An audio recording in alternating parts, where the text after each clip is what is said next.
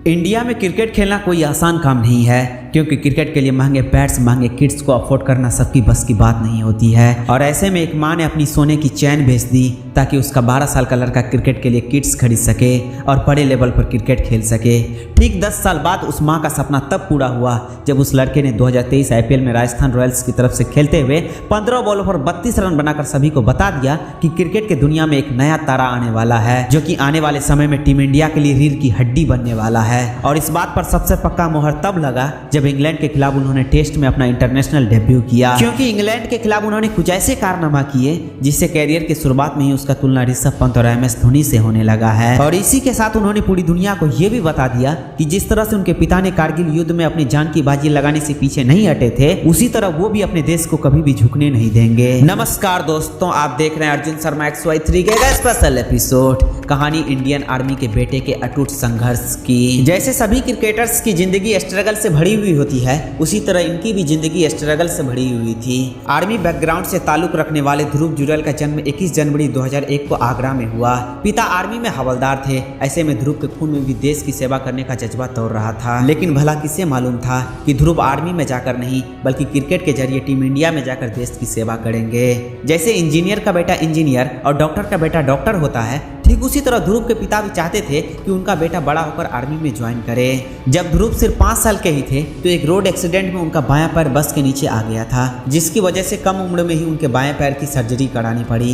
पिता चाहते थे कि उनका बेटा आर्मी में जाए, इसलिए उन्होंने ध्रुव का एडमिशन आर्मी पब्लिक स्कूल में करवा दिया। 8 साल की उम्र में ध्रुव ने अपने स्कूल में 60 दिनों के समर कैंप को ज्वाइन किया। उस कैंप में ध्रुव ने स्पोर्ट्स के तौर पर स्विमिंग को चुना, लेकिन इसी कैंप में क्रिकेट ने ध्रुव को चुन लिया, क्योंकि ध्रुव की नज़र जब लेदर बॉल से क्रिकेट खेलते हुए कुछ लड़कों पर पड़ी तो वो इस गेम की खूबसूरती से प्यार कर बैठे और बैटिंग उनकी मोहब्बत बन गई। इसलिए अगर यदि ये कहा जाए कि ध्रुव के क्रिकेटिंग कैरियर की शुरुआत कहाँ से हुई तो यहीं से हुई। हालांकि पिता ध्रुव के क्रिकेट खेलने के सपोर्ट में नहीं थे, ऐसे में सिर्फ माँ ही उनके एकमात्र सपोर्टर थी। पेरेंट्स भले ही कितने भी नाराज हों, लेकिन अपने बच्चों की ख्वाहिश को वो जरूर पूरा करते हैं, क्योंकि एक बैट की जब उन्होंने अपने पिता से मांग की तो पिता ने उन्हें एक काश्मीरी बिल्लो का बैट दिलवा दिया। पर क्रिकेट सिर्फ बैट से ही थोड़ी ही खेली जाती है।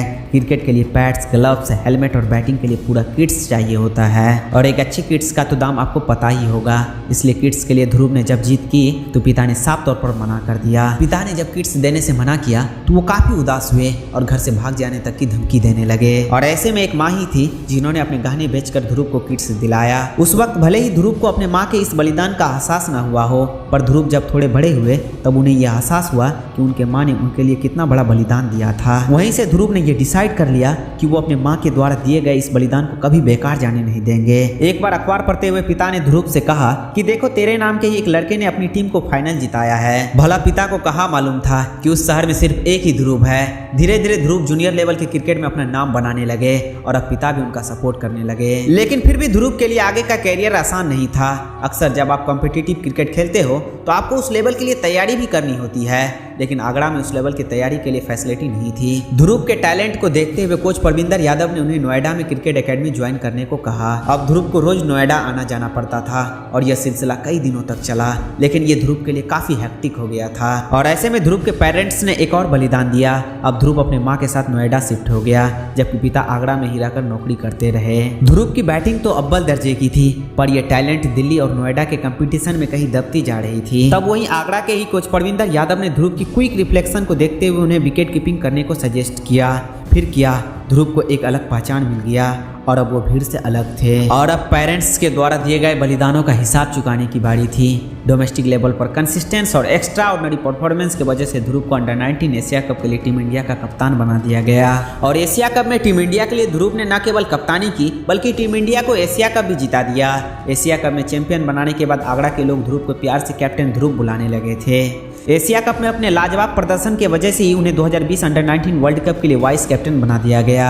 ध्रुव अपने फियरलेस बैटिंग की वजह से यूपी क्रिकेट सर्किट में काफी पॉपुलर होने लगे थे। इसी वजह से साल 2021 में यूपी की तरफ से उन्हें सैयद मुश्ताक अली ट्रॉफी में खेलने का मौका मिला। हालांकि सैयद मुश्ताक अली ट्रॉफी में उनका परफॉर्मेंस कुछ खास नहीं रहा, लेकिन उनके बेखौफ बल्लेबाजी ने राजस्थान रॉयल्स के फ्रेंचाइजी का दिल जीत लिया। अब राजस्थान रॉयल्स के मैनेजमेंट ने IPL 2022 के लिए उन्हें 20 लाख के बेस्ट प्राइस में अपने टीम में शामिल कर लिया।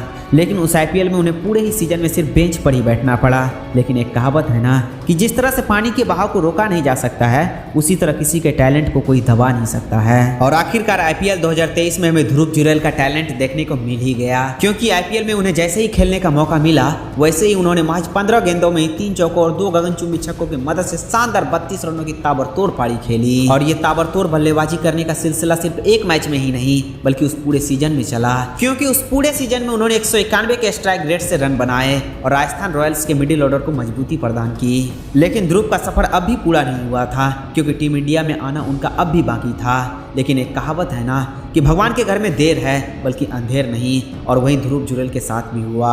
और ध्रुव को इंग्लैंड के खिलाफ टेस्ट सीरीज में टीम इंडिया के लिए शामिल कर लिया गया। और जब उन्हें टीम इंडिया के लिए खेलने का मौका मिला तो उन्होंने पूरी तरह से धमाल ही मचा कर रख दिया, क्योंकि उन्होंने इंग्लैंड के खिलाफ चौथे टेस्ट मैच में अकेले ही पूरे बल्लेबाजी की भार संभाली। क्योंकि पहली पारी में टाइलैंडर्स के साथ मिलकर 90 रनों की ताबड़तोड़ पारी खेली, तो वहीं दूसरी पारी में शानदार 39 रन जड़कर मैच को फिनिश किया। और उनकी ये पारी इतनी अद्भुत थी कि जिनके लिए उन्हें मैन ऑफ द मैच भी चुना गया।